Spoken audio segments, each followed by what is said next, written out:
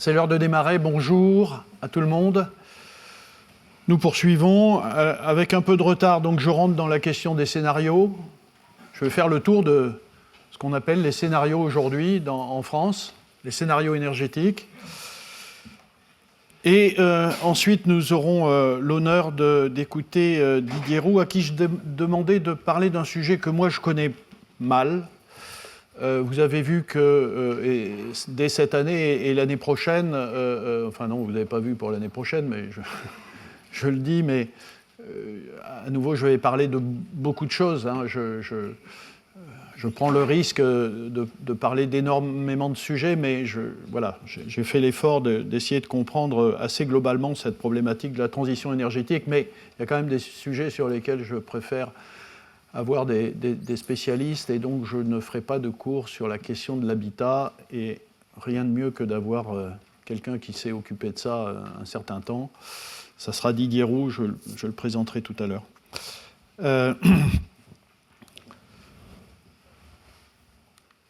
Voilà, alors, à nouveau, ça vous l'avez entendu, mais les choses sont fixées. Quelques grands critères qui permettent de construire ces scénarios.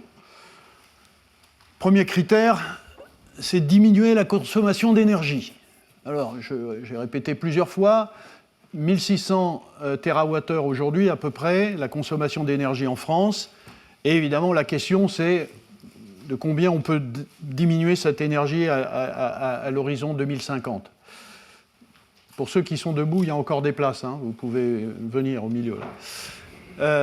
Alors, il y a des raisons de penser qu'il y aura diminution de consommation d'énergie, ne serait-ce que par des efforts de sobriété à l'échelle collective ou individuelle, et puis aussi en raison d'efficacité énergétique améliorée dans tout un tas de secteurs, le chauffage, sans doute Didier en parlera, l'industrie, mais l'industrie c'est pas nouveau, hein, que l'industrie depuis toujours fait des efforts d'efficacité énergétique et l'améliore régulièrement, c'est pas nouveau, les transports.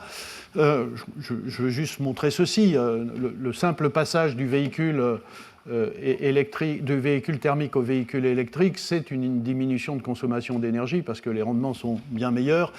Vous voyez, pour obtenir la même quantité d'énergie utile, il en faut 100 pour le véhicule thermique pour arriver à 13, il en faut 18 pour arriver à 13, ce sont des rendements de 74% pour le véhicule électrique, de 13%. Donc voilà des éléments qui permettent de penser que sans effort, si ce n'est celui de passer du véhicule thermique au véhicule électrique, on va diminuer des consommations d'énergie.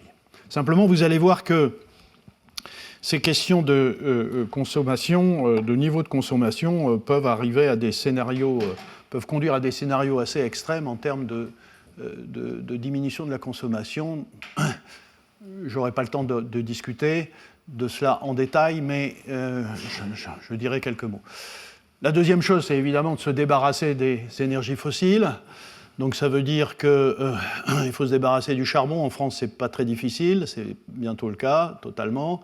Puis le pétrole, puis le gaz étant le moins émetteur. Et là, la question est la même.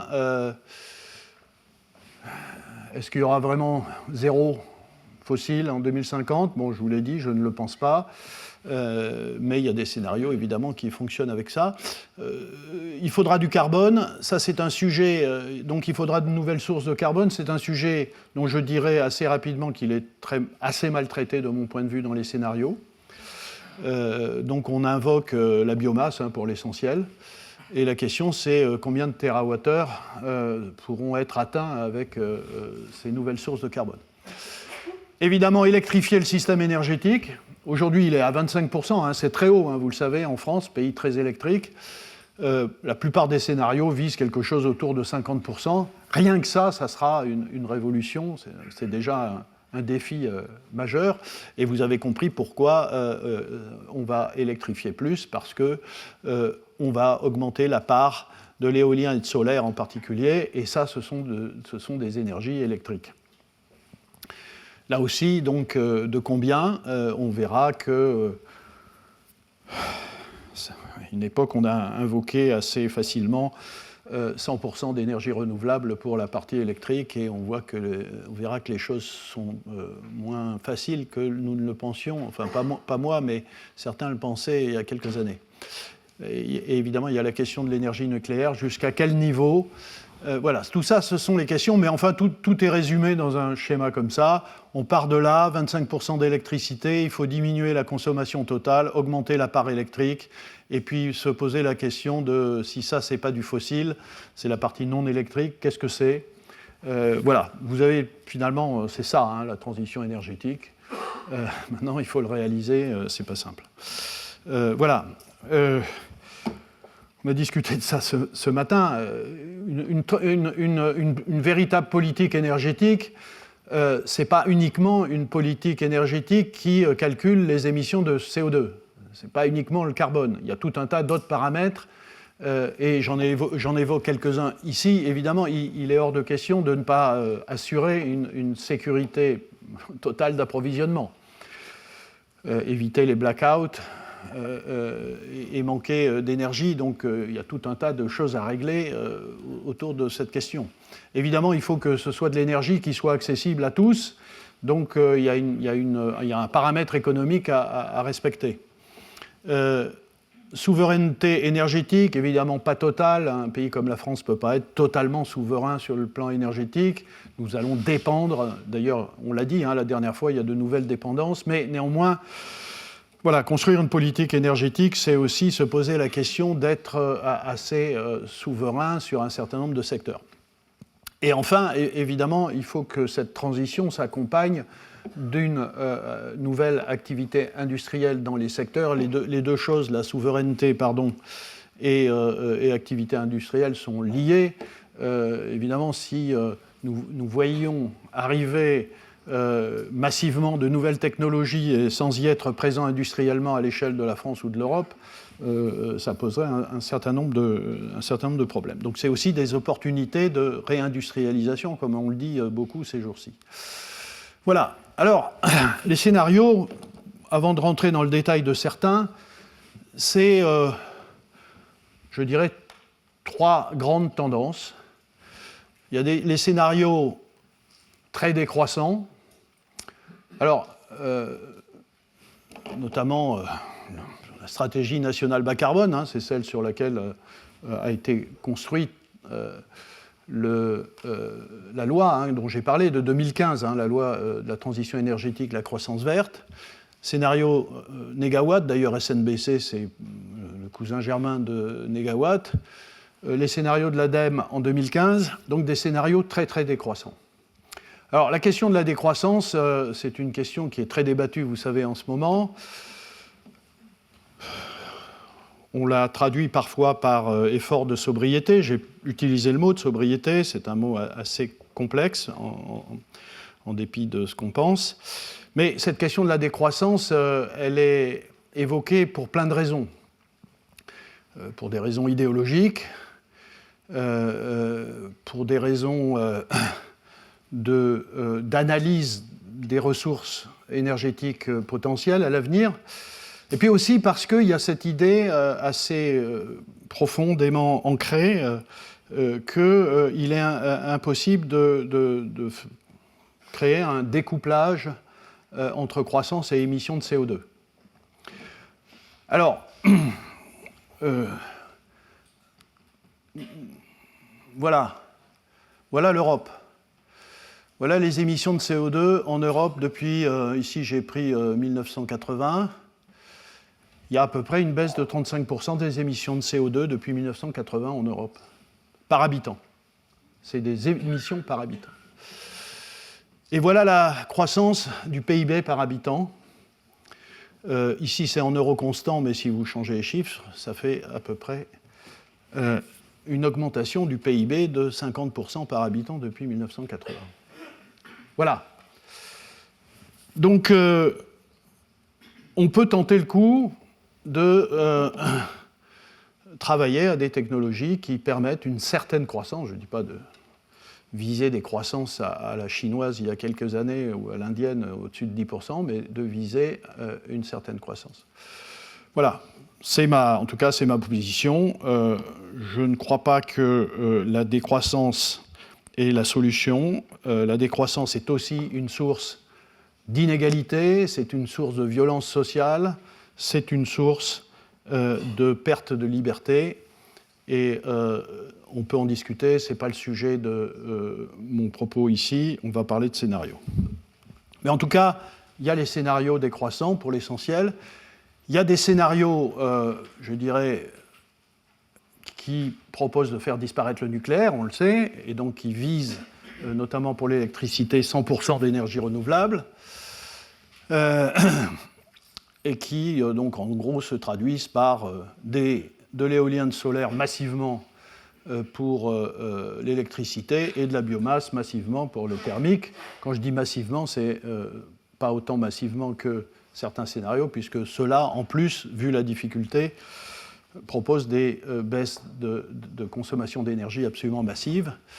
Et puis il y a des scénarios, je dis nucléaires, pas parce qu'ils sont très très pro-nucléaires, certains le sont, mais parce qu'ils permettent l'hypothèse d'énergie nucléaire pour la partie électrique. En général, ça c'est quelque chose de très important, c'est que ces scénarios sont assez précis sur la compréhension de la partie électrique. Je l'ai déjà dit, d'une certaine façon, c'est assez facile. C'est beaucoup plus flou sur la partie non électrique. Donc vous verrez, on évoque en permanence la biomasse, le biogaz, les gaz décarbonés, etc., mais sans véritablement nous dire comment on fait ça. C'est un sujet que j'aborderai l'année prochaine.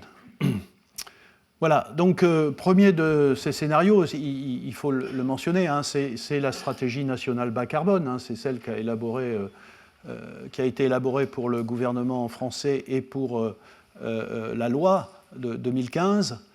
Ici, donc la stratégie bas carbone, nationale bas carbone, c'est la feuille de route de la France, hein, pour lutter contre le changement climatique.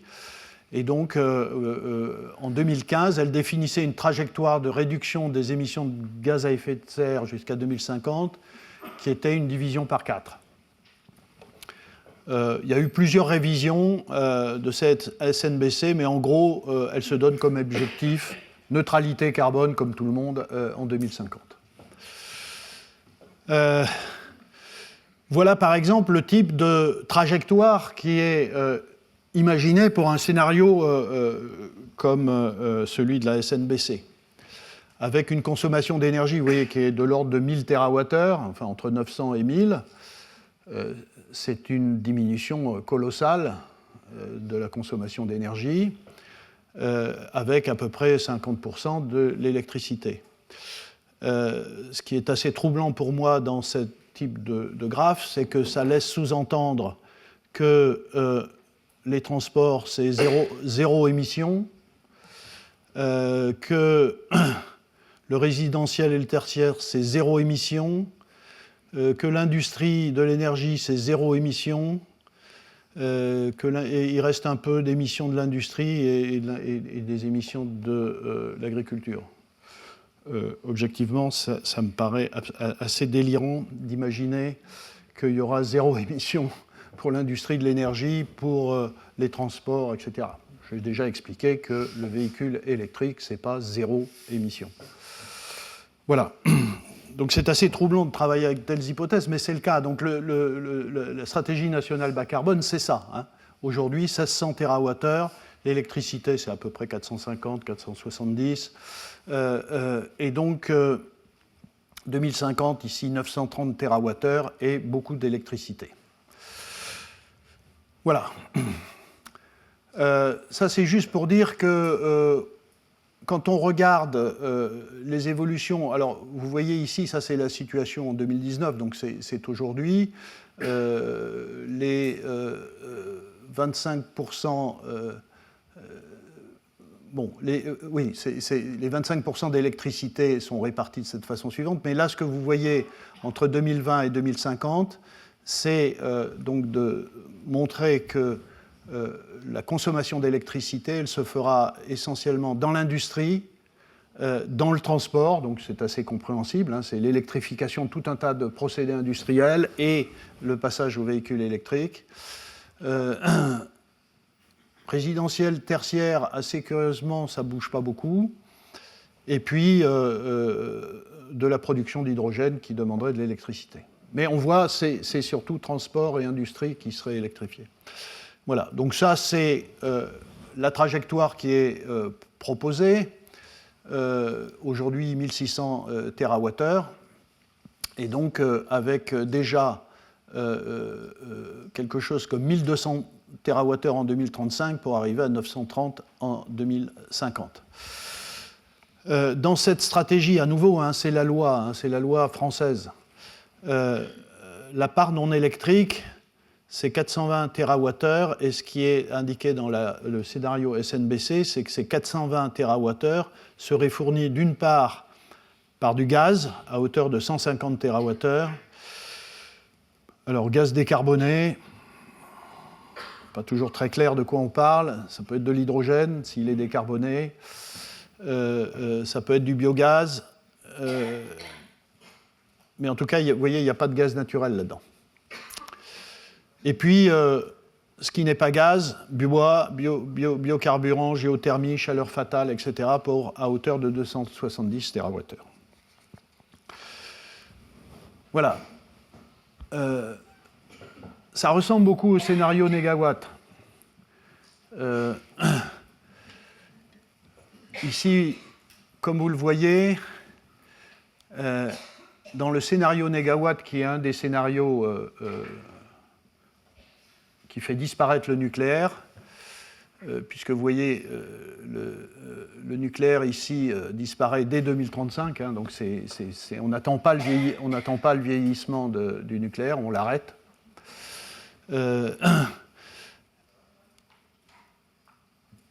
En 2050, on ne consomme plus de pétrole, on ne consomme plus de charbon, on ne consomme plus de gaz naturel, voilà. Et ce qui monte ici, c'est la biomasse, c'est l'éolien, c'est le solaire en bleu, et c'est le biogaz. Voilà. Donc, ce sont des scénarios il y a donc un certain nombre de scénarios ainsi qui font une hypothèse dont je vous ai dit la semaine dernière que je ne peux pas y croire, à savoir qu'il y a zéro fossile, zéro gaz naturel, zéro nucléaire, et que tout peut marcher correctement. La semaine prochaine, on parlera, et ça sera mon dernier cours, de problème de stockage d'énergie, et qu'il suffira d'avoir essentiellement du vent et du soleil et de la biomasse. Mais néanmoins, ce sont des scénarios qui sont présentés aujourd'hui et qui ont inspiré la stratégie nationale bas carbone. Une grosse quantité de biomasse, 510 TWh, aujourd'hui au total c'est 170, hein, vous reverrez, mais dans la biomasse c'est surtout du bois. Donc voilà la répartition à peu près des différents composants et avec une électricité à 530 TWh. Essentiellement éolien, solaire et l'hydraulique qui ne bouge pas en général. Dans les scénarios, l'hydroélectricité ne bouge pas parce que c'est cette idée qu'on ne va pas construire massivement des barrages et des stations de transfert d'énergie par pompage en France. Voilà. Alors, un tableau un peu compliqué, mais c'est juste pour vous dire qu'il y a plein de scénarios. Ça, c'est une première représentation sous forme de tableau, et puis dans la diapositive suivante, ça sera sous forme de figure, mais à nouveau, si on regarde alors Négawatt, Greenpeace, Négatep, l'Académie des technologies, RTE dont je parlerai, de l'ADEME dont je parlerai, alors ici il y a MFDG, c'est parce qu'avec mon collègue Dominique Grand, que vous entendrez la semaine prochaine, ça sera le dernier séminaire, nous avons aussi publié des scénarios. Comme vous le voyez, la plupart des scénarios, enfin tous les scénarios invoquent des diminutions de consommation d'énergie totale, 1600, voilà, entre 850, et vous avez vu que notre diminution pour ce qui nous concerne est plus faible, avec une perspective de 1500 TWh en 2050, dans 30 ans.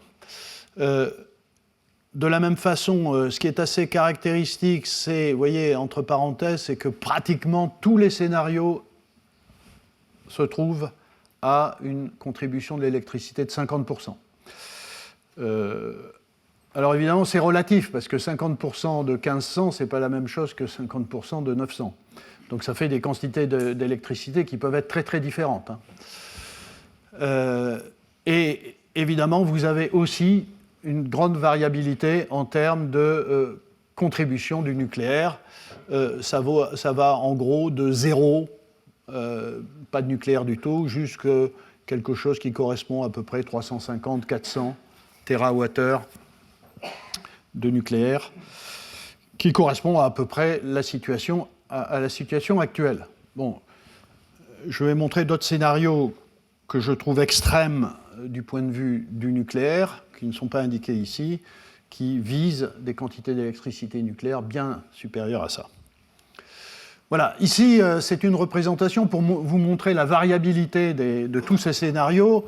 J'ai rapporté ici la partie non électrique sur la partie, en fonction de la partie électrique. Évidemment, chaque point vous donne la somme de la consommation d'énergie totale. Donc, en gris, ici, vous avez les 4 scénarios ADEME de 2021-2022, donc que je détaillerai un tout petit peu. Vous voyez, un scénario comme S1, c'est moins d'électricité qu'aujourd'hui, beaucoup moins de parties thermiques.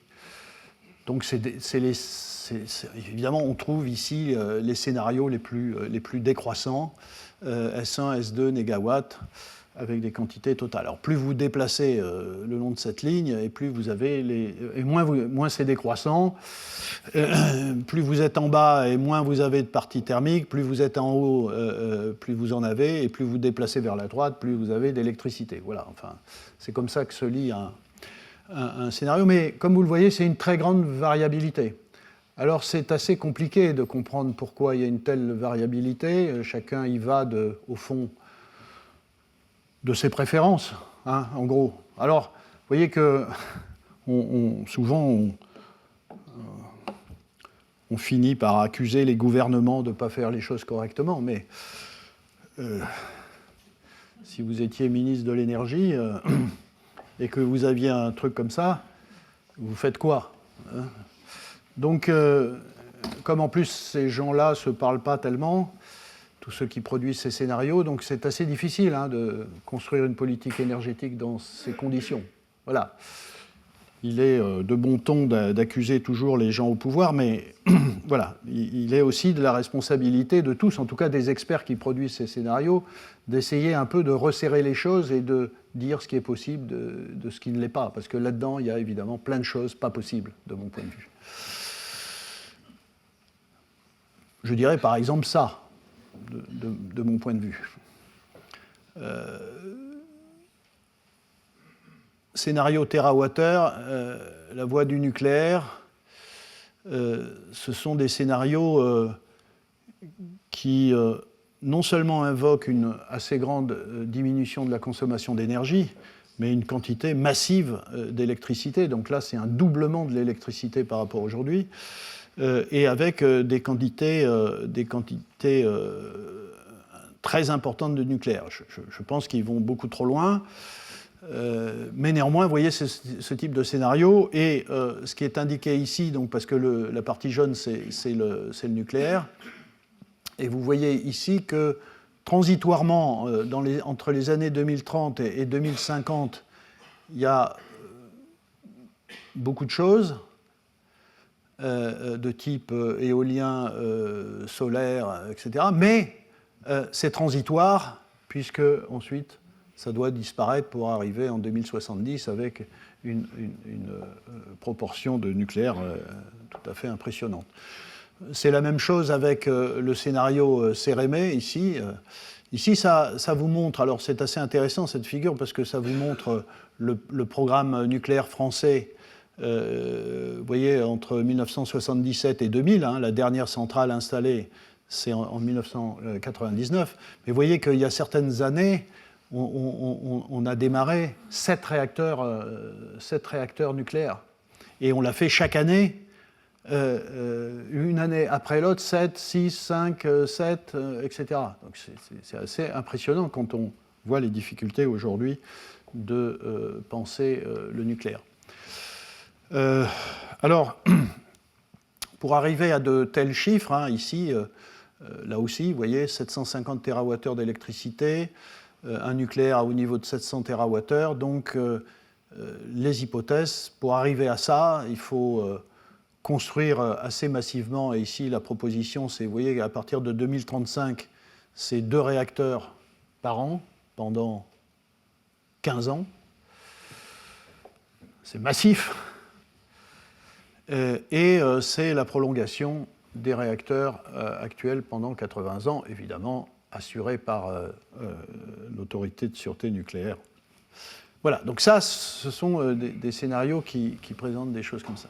Alors, je vais juste maintenant passer un peu de temps sur les 2 scénarios qui sont les plus récents, je dirais. Enfin, ceux que je viens de vous présenter sont pas vieux, mais ce sont, me semble-t-il, les plus complets, les plus variés, avec à l'intérieur de chaque production ADEME et RTE, plusieurs scénarios, plusieurs possibilités. Et ce sont ceux, notamment les scénarios RTE, qui sont les plus discutés aujourd'hui. En 2022, donc l'ADEME, après avoir en 2015 produit des scénarios qui étaient très axés sur 100% d'énergie renouvelable, notamment pour la production électrique, qui ont été en partie validés par certains qui pensaient que c'était possible et critiqués par d'autres qui pensaient que ça ne l'était pas, ont fait un gros travail pour présenter plusieurs scénarios avec des contributions diverses et différentes énergies. Et donc, vous voyez le résultat ici. Bon, là, ce n'est pas 1600, mais c'est 1770 TWh en 2015.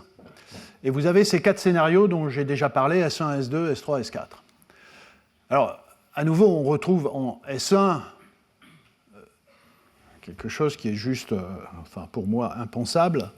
Je ne comprends pas qu'on puisse proposer qu'on puisse descendre à 790 TWh une baisse de 55% de la consommation d'énergie, c'est juste pas possible, mais effectivement, je ne fais pas toute la liste, mais voilà comment on y arrive. Je vous décris ce que c'est que ce monde-là. Donc, consommation de viande divisée par 3, agriculture sans intrants de synthèse, rénovation des bâtiments massive, réduction drastique de construction, surface des maisons réduite de 30%, moitié des transports à pied, des transports à pied ou à vélo, pas d'utilisation de l'avion. Enfin, évidemment, pour arriver à une telle consommation d'énergie, il faut y aller fort. Bon. Voilà donc ce que l'ADEME vous propose comme possibilité. Le scénario S2 est tout aussi violent. 790 ou 820, c'est à peu près la même chose. Une baisse autour de 47%. Voilà. Donc, pardon, oui. Alors, oui, le S2, il est proche du S1, ça ne change pas grand-chose. Bon, le S3, c'est une baisse de 40%, donc on arrive aux 1000 TWh. C'est à peu près le niveau, vous voyez, 930, 1100 TWh, c'est à peu près les niveaux qu'on rencontre. Il n'y a que, évidemment, vous l'aurez compris, mon propre scénario avec Dominique que nous avons publié qui vise 1500 TWh en 2050, mais voilà, 1000 c'est à peu près ce que visent la plupart des scénarios. Donc là, il y a un mélange, si vous voulez, pour y arriver, de changements comportementaux et d'apports de technologie. Ici, dans les S1 et S2, il n'y a aucun espoir dans la technologie, pour l'essentiel. Donc, là aussi, il faut arrêter de manger de la viande, il faut, vous voyez, 30% des transports à pied ou à vélo, il faut augmenter les surfaces de culture énergétique, il faut évidemment électrifier le transport, il faut électrifier, décarboner l'industrie, utiliser de l'hydrogène vert, enfin, etc. Et puis il y a le scénario S4, là qui, bon, en tout cas en termes de diminution d'énergie, est plus raisonnable, avec une baisse de 27% en 2050, donc autour de 1200. Le problème, c'est que ça fait intervenir tout un tas de technologies utilisées massivement dans ces scénarios qui, aujourd'hui, ne sont pas matures industriellement et ne sont pas accessibles à l'échelle requise. Mais évidemment, c'est des sujets sur lesquels on doit travailler, je l'ai dit. Donc c'est le domaine de la recherche fondamentale, technologique, industrielle. Donc c'est l'exploitation de la biomasse lignocellulosique, c'est la capture du CO2, hein, son utilisation, sa séquestration, et là, dans ces scénarios, c'est assez massif. C'est le recyclage, massif aussi. C'est les puits de CO2 qui sont mis en œuvre. Voilà, c'est tout ça. Alors, quelles sont les caractéristiques, assez rapidement, quelles sont les caractéristiques de ces scénarios? D'abord, une grosse proportion d'électricité. Mais ça, comme vous l'avez vu, c'est à peu près le cas de tous les scénarios. Donc, vous voyez, 47, c'est en jaune ici, hein, 47%, 54%, ici je ne sais pas combien, mais c'est pas loin de 50%. Donc c'est toujours autour de 50% d'électricité. Mais si on prend le scénario, voilà, oui c'est ça, donc part électrique, importante. La deuxième remarque, vous voyez, c'est la partie rouge ici, parce que la partie rose qui est importante ici, c'est des énergies renouvelables thermiques. Hein, c'est du bois, des pompes à chaleur, de biocarburants, de la chaleur, de la géothermie, voilà. Et vous voyez, dans tous les scénarios, c'est à peu près la même chose. Mais ici, ce que vous voyez, c'est aussi une part importante de gaz. Le gaz est important dans ce scénario.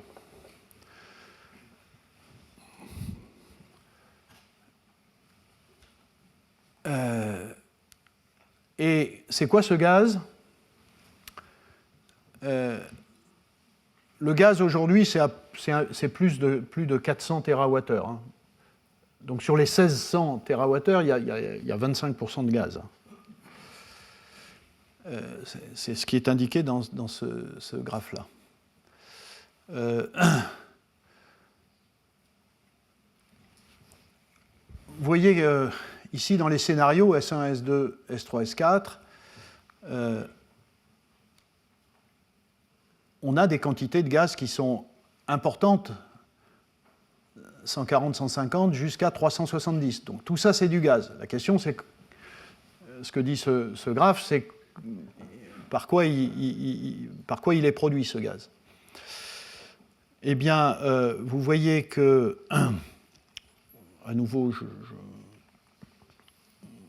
enfin, on peut commencer par ces scénarios S1, S2, mais qui ne sont vraiment pas réalistes, mais ici, vous voyez en vert sombre, c'est du biogaz, hein, donc produit de méthanisation.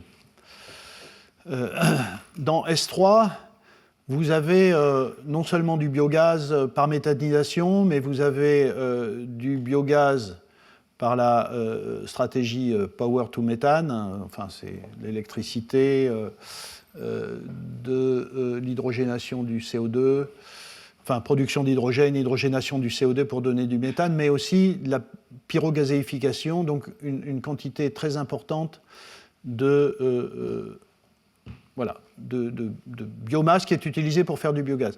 Vous voyez que partout, il y a encore une certaine quantité de gaz naturel, comme on n'en a pas, il est importé. D'accord ? Il y a une petite quantité. C'est dans le scénario S4 qu'on a une très grosse quantité d'importation de gaz naturel. Et c'est la croix ici, vous voyez qu'il y a à peu près 50% du gaz dans ce scénario qui est importé et qui est du gaz naturel. Donc, ce que ça nous dit ici, c'est que, enfin, ce que nous dit le scénario ADEME, finalement, c'est que la partie biogaz ne peut pas monter tellement plus qu'au-delà de 200 TWh. Parce que si c'était le cas, il nous aurait mis 370 TWh de biogaz, etc. Donc, et ça, je pense que c'est assez raisonnable. Là aussi, j'en parlerai abondamment l'année prochaine. Je parlerai de cet aspect de biomasse, mais autant, oui, il y aura du biogaz, mais autant il faut faire très très attention aux ressources possibles en biomasse. Tout n'est pas possible. Et là, on voit une illustration de cette problématique. Pour arriver, donc, vous voyez, à 1200, 1300 TWh de consommation d'énergie, il faut 370 de gaz. Et vous voyez qu'on ne peut pas faire sans importation de gaz naturel. La question du gaz est vraiment très importante. Je crois que, j'aurai l'occasion d'en reparler, mais je crois qu'un pays comme la France, évidemment qui n'a pas de gaz, c'est assez peu... enfin, les scénarios dans le cas de la France, les scénarios se sont assez peu préoccupés de la question du gaz. Ici, c'est un exemple où il est pris en compte de façon assez sérieuse, me semble-t-il. Voilà. Et donc, comme vous le voyez, tout ça, pyrogazéification, méthanisation, etc., ça veut dire monter en puissance de l'utilisation de la biomasse, pratiquement un facteur 3. Il faut utiliser 3 fois plus de biomasse que nous en utilisons aujourd'hui.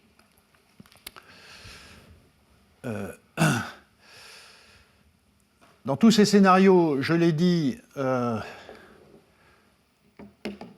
donc 50% d'électricité et une très très forte contribution d'énergie renouvelable sur la partie électrique. Une des caractéristiques de ces scénarios ADEME, c'est même si ce n'est pas pour tous les scénarios 100% d'énergie renouvelable comme c'était le cas il y a 8 ans, aujourd'hui, tous ces scénarios impliquent une énorme quantité d'énergie renouvelable électrique pour la partie électrique. Si je prends ici, c'est lequel celui-là? Oui, c'est les scénarios S3. Oui, parce qu'à l'intérieur de chacun de ces scénarios, S1, S2, S3, S4, vous avez des sous-scénarios, mais je ne vais pas rentrer dans le détail. Mais ici, si on prend le scénario S3, c'est celui qui correspond à la moyenne générale des scénarios, qui était, vous vous souvenez, autour de 1100 TWh de consommation d'énergie. Vous voyez qu'il y a un tout petit maintien des puissances anciennes du nucléaire existant, et il y a 0, ou 10, c'est très peu, enfin, très peu de construction de nucléaire. Donc ce sont des scénarios qui donc imposent, puisqu'il y a beaucoup d'électricité, d'augmenter massivement l'installation de puissances éoliennes et solaires. Ici, vous voyez, pour le solaire, on est autour de 12 gigawatts actuellement installés. Ce que prévoient ces scénarios, c'est que dans les 30 ans qui viennent, même 25 ans, on atteigne 140 gigawatts, c'est-à-dire 12 fois plus de puissance installée qu'aujourd'hui, et c'est 5 à 7 fois plus pour l'éolien, puisque je fais la somme des deux, éolien terrestre et éolien en mer. Alors vous avez des variantes, c'est un facteur entre 5 et 7 fois plus que ce d'installer aujourd'hui. On verra que ça pose un problème de vitesse d'installation.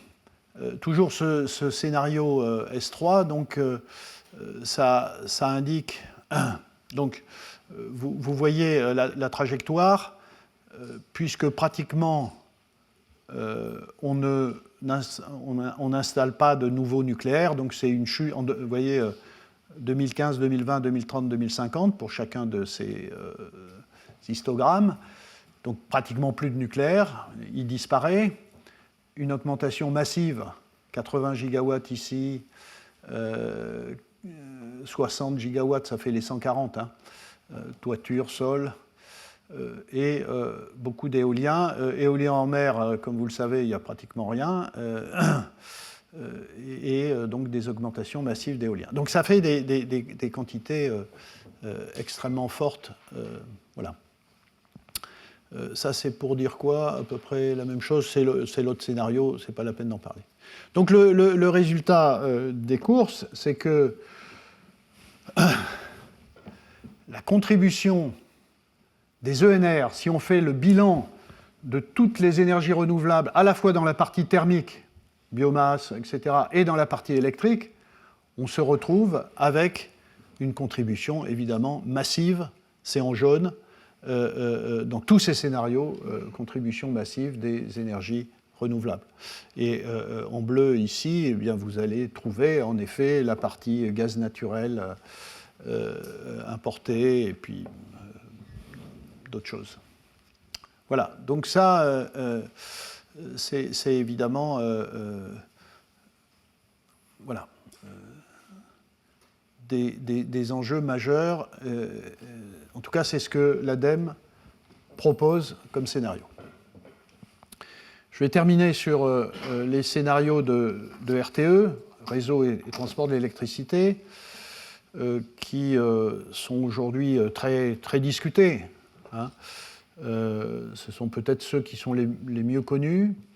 Ils ont un inconvénient de mon point de vue, c'est que, mais ça c'est logique puisque c'est RTE, c'est qu'ils parlent surtout d'électricité. Ils traitent bien l'électricité, mais de mon point de vue, pas très très bien la partie non électrique. Donc là aussi, grande variabilité de scénarios, et à l'intérieur de ces scénarios, des niveaux de consommation différents. Alors je ne vais pas... Donc si vous croisez tout ça, ça fait 18 scénarios.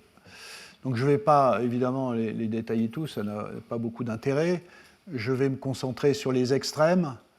M0, c'est 100% d'énergie renouvelable. Et N03, c'est le plus nucléaire. Il n'est pas massivement, hein, mais c'est le plus nucléaire des scénarios. Et je vais me limiter à la trajectoire de référence qui est 645 TWh d'électricité sur un total qui est à peu près de 1100 TWh à nouveau d'énergie. Voilà. Donc les scénarios à droite, ce sont des scénarios où il y a du nucléaire. Le scénario N2, ce n'est pas le plus extrême, mais c'est celui-là. Donc il part de l'hypothèse, mais qui est aujourd'hui raisonnable, hein, compte tenu des décisions, enfin pas des décisions, il n'y a pas beaucoup de décisions qui ont été prises, mais en tout cas des annonces qui ont été faites par le gouvernement français et par le président de la République, c'est d'engager dès 2035, donc il faut commencer en 2035, la construction d'EPR. Voilà, les fameux 6 réacteurs, plus 8 éventuellement, donc ça fait 14 réacteurs. Et on arrive à un mix électrique à 36% de nucléaire. Donc c'est beaucoup moins que ce qu'il y a aujourd'hui, hein, puisque c'est autour de 70%. Mais il y a quand même du nucléaire. Dans le scénario N03 qui va un peu plus loin et qui arrive au fameux 50% de nucléaire dans le mix électrique, il y a ces EPR, aussi 14, la construction de SMR, évidemment la décision de ne plus fermer les réacteurs qui sont prévus dans la programmation pluriannuelle de l'énergie et prolongation des réacteurs nucléaires anciens au-delà de 60 ans. À nouveau, vous savez, je l'ai dit, ils ont été construits pour durer 40 ans. Partout dans le monde, ils durent plus longtemps. Ils vont être prolongés sans aucun doute à 50 ans.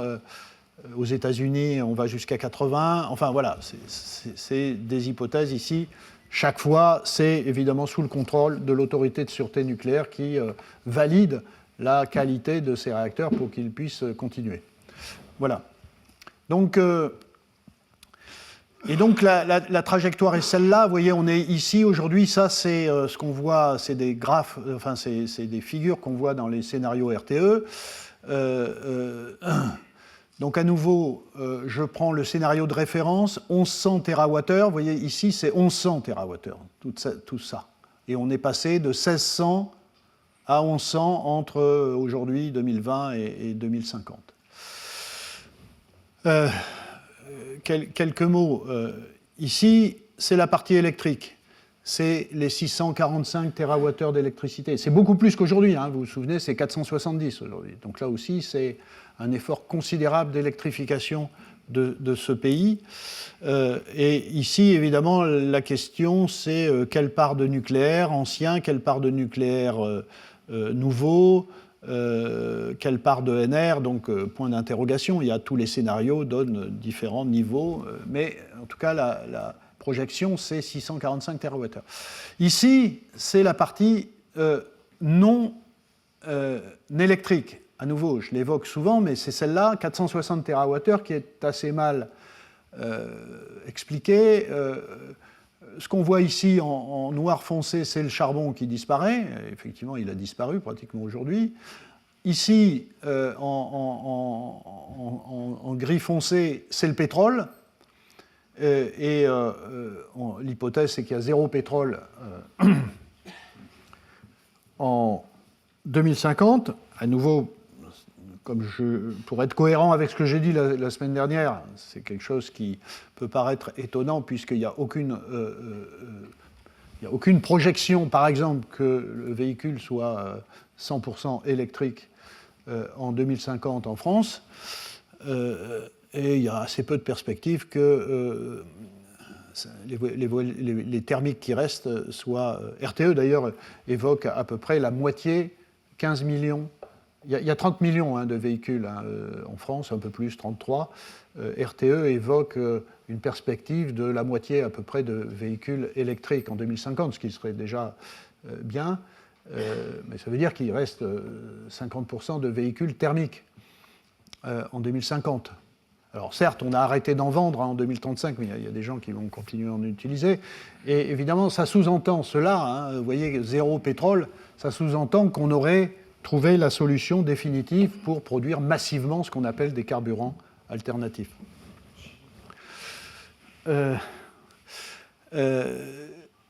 Et en gris, c'est le gaz. En gris clair, c'est du gaz. En gris un peu moins clair, c'est du gaz. Alors, aujourd'hui, fossile. Et là, demain, ça sera décarboné. Donc, chaque fois, vous imaginez, c'est biogaz, etc. Et puis, il y a une partie non gazeuse ici. Eh bien, c'est bois, biocarburants, déchets, chaleur, etc. Bon, voilà, c'est ça aujourd'hui. Sans doute le scénario le plus connu, le plus discuté, c'est le scénario de référence de RTE. Et donc, je vais y passer un peu plus de temps. Bon, pas la peine d'en dire beaucoup plus. Donc, voilà une autre vision de ce scénario. Plus d'énergie fossile, une partie thermique,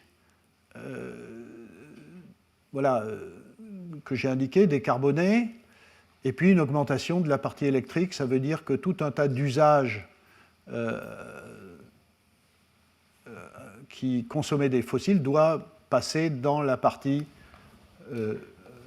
biomasse et dans la partie électrique.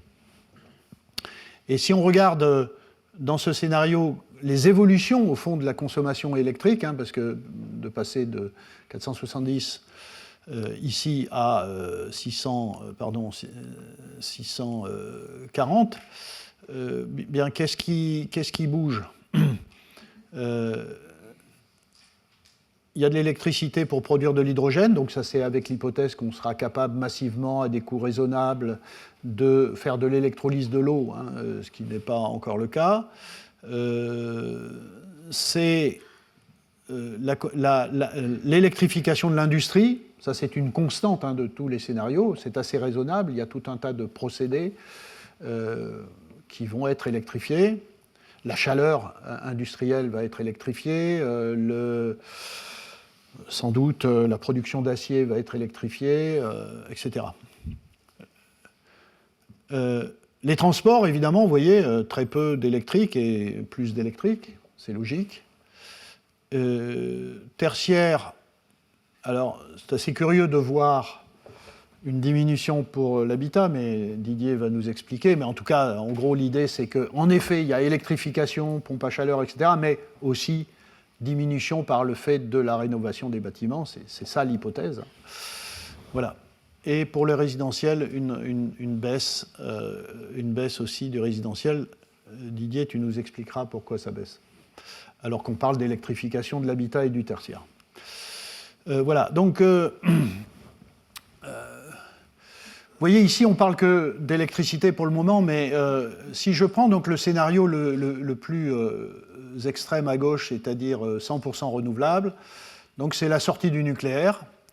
Donc on déclasse les réacteurs nucléaires de façon accélérée et on accélère photovoltaïque, éolien, énergie marine, etc., de sorte qu'on arrive à 200 gigawatts de solaire, hein, je vous rappelle, on est à 12, et puis ici 130 gigawatts d'éolien,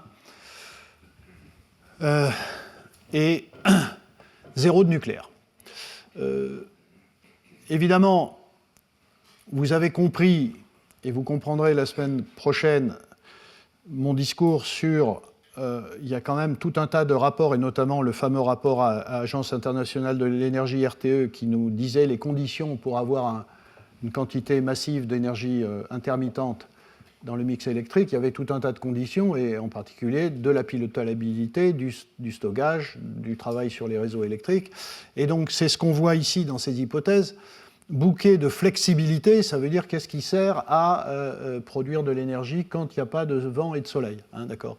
Et donc, ce que vous voyez ici, c'est qu'il y a une quantité de flexibilité de la demande qui est 15 gigawatts, qui est assez énorme, hein. On doit être autour de 5-7 gigawatts aujourd'hui. L'utilisation, alors je crois que c'est...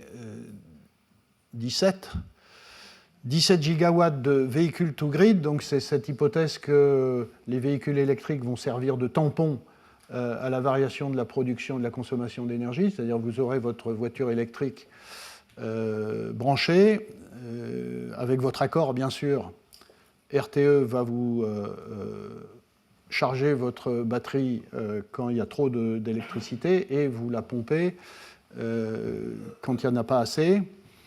Donc ça, c'est assez difficile à mettre en œuvre, mais j'en parlerai la semaine prochaine.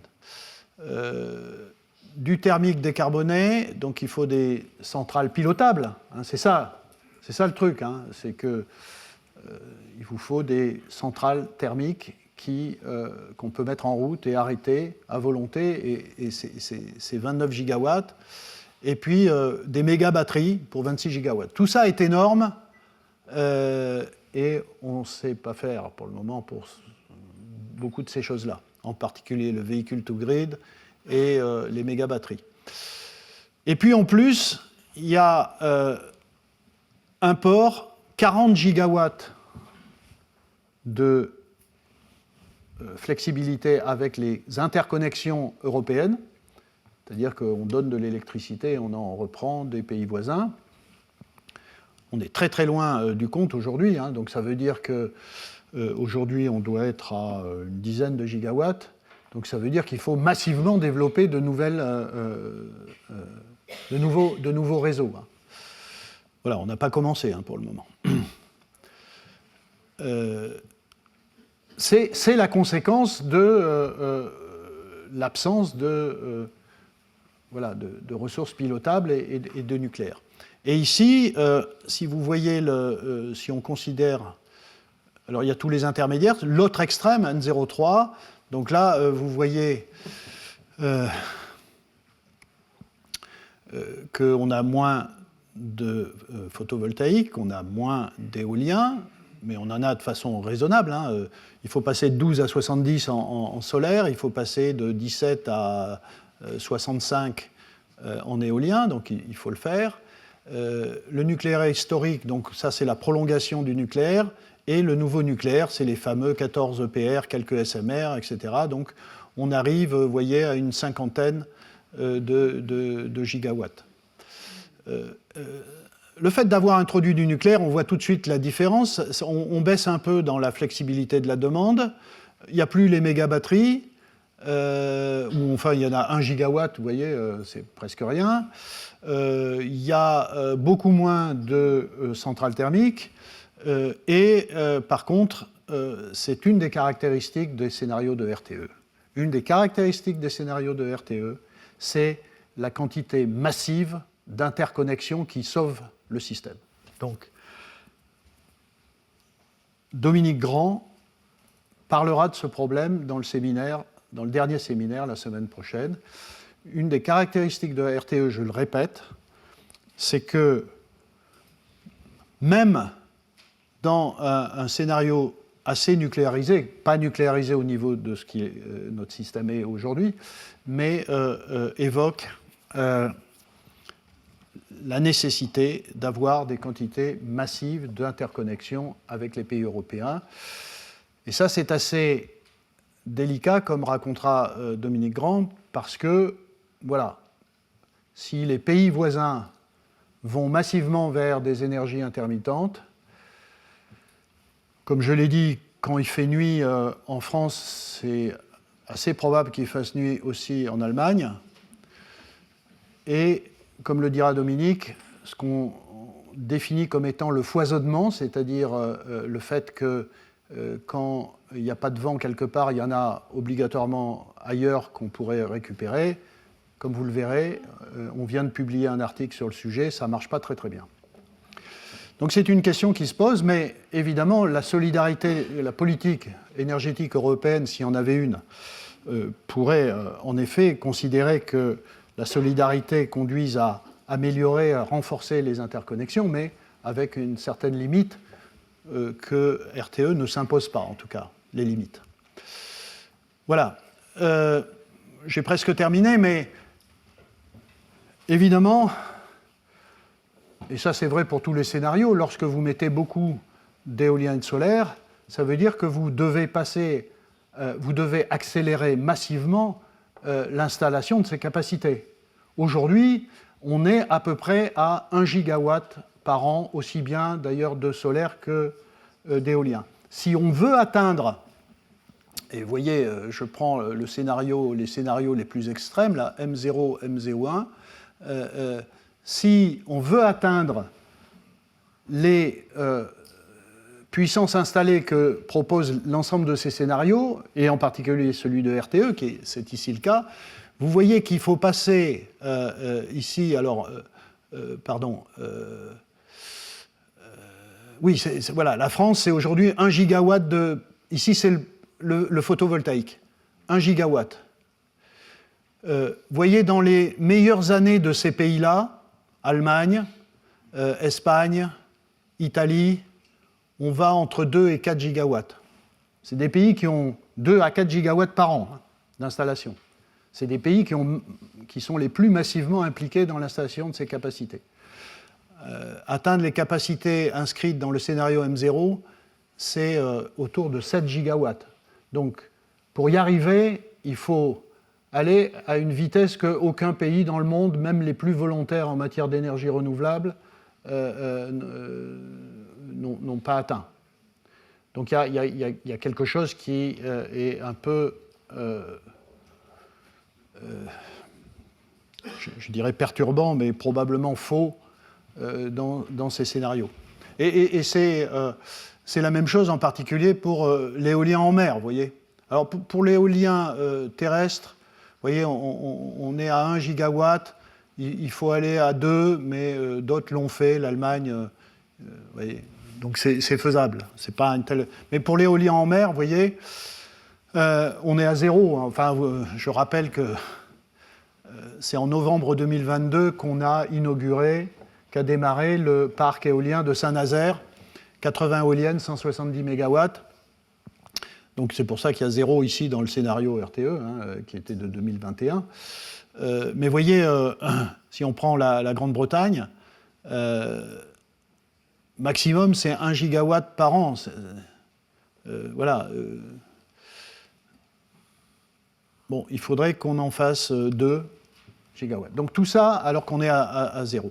Évidemment, dès que vous passez au scénario où il y en a moins de renouvelables, évidemment ça diminue. Le scénario N03, c'est 2 en solaire, c'est 1 en éolien sur Terre, c'est un peu moins de 1 en scénario en éolien sur mer. Donc la présence de nucléaire, c'est assez évident, diminue la pression sur l'accélération de ces installations. Voilà. Ici, juste vous dire que dans les scénarios nucléaires, même le N03, vous voyez, c'est quand même une montée en puissance d'installation du nucléaire qui est significative, qui est importante, évidemment, comparée à ce qu'on fait aujourd'hui, qui est 0. C'est moins, ça rappelle ce qu'on a fait en 78, entre 78 et 2002, donc on pourrait dire que c'est faisable, puisqu'on l'a fait, mais évidemment, il faut des conditions technologiques, industrielles qui le permettent. En tout cas, c'est ça la trajectoire. Mais ce que vous notez aussi, c'est que même avec le scénario le plus extrême, on arrive à peine à 50 gigawatts, donc assez loin d'aujourd'hui. Et donc, voilà, bon, ça je l'ai déjà dit. Alors, conclusion en quelques dias, c'est que, au fond, ce que dit RTE, pour une fois, de façon très précise, c'est qu'il y a, et j'en suis heureux puisque c'est l'idée que je m'en faisais, c'est qu'il y a un avantage à ne pas se débarrasser du nucléaire. Ici, dans le scénario 50% de nucléaire, c'est le scénario N03, et c'était ce que nous avions démontré aussi en 2021. Donc, l'augmentation du rythme d'installation des énergies renouvelables est accessible. Ce sont des vitesses qui sont raisonnables. Enfin, il faut du volontarisme, il faut de l'industrie, il faut de l'activité, mais c'est assez raisonnable, ce n'est pas inaccessible.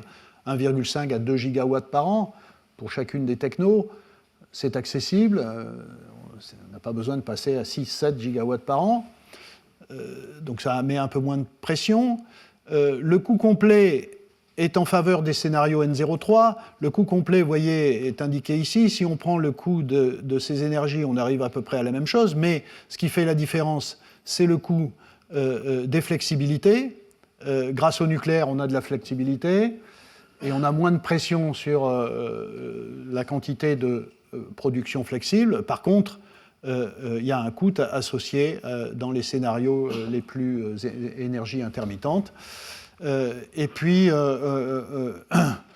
voilà, pour le reste, c'est à peu près pareil. Donc, vous voyez, la grande différence, c'est les flexibilités. Donc ça, c'est connu depuis longtemps.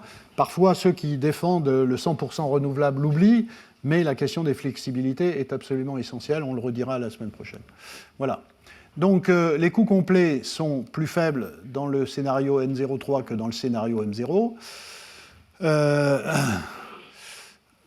Ce que dit, ce sont des graphes tirés des scénarios RTE. On a une moins grande occupation des sols.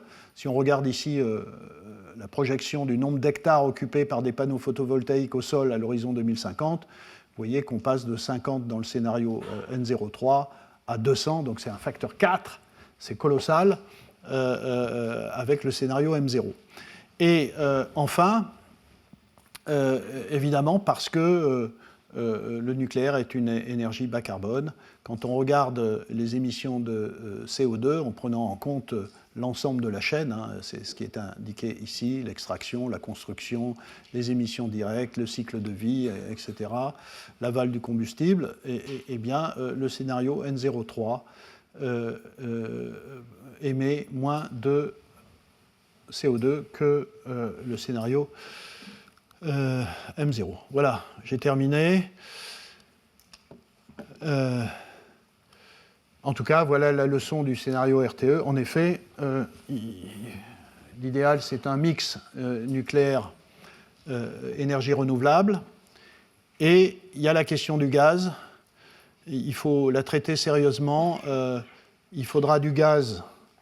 Moins vous aurez de nucléaire, plus vous aurez besoin de pilotable, et ça sera du gaz, parce que c'est la partie la moins émettrice des fossiles. Mais il faudra du gaz. C'est l'exemple que j'ai montré hein, de l'Allemagne, qui met beaucoup de renouvelables, ferme le nucléaire, et en fait a maintenu ses capacités thermiques que ce pays n'utilise pas tout le temps. Donc effectivement, en termes de térawattheure, la quantité utilisée par l'Allemagne diminue. Mais en termes de capacité installée, ça n'a pas bougé. parce qu'on a besoin de cette flexibilité, de cette pilotabilité. Et en fonction de ce que nous déciderons, je redirai pour conclure la semaine prochaine, ce que nous déciderons dans ce pays de nucléaire, il n'est pas impossible que nous ayons à construire des centrales à gaz à l'avenir pour la pilotabilité. La question, évidemment, sera de savoir si ce gaz pourra être massivement décarboné ou ça sera du gaz naturel, auquel cas il faudra l'importer. Voilà.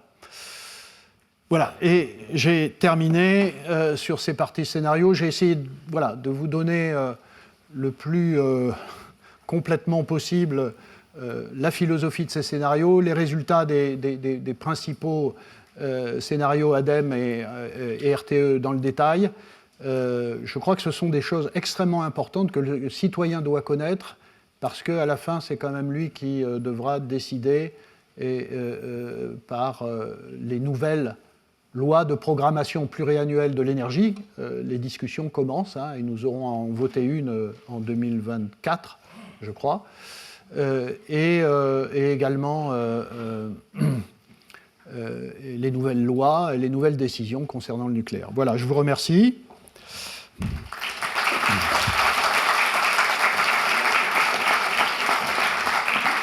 Voilà, comme d'habitude, on discutera après l'exposé de Didier Roux. Et donc,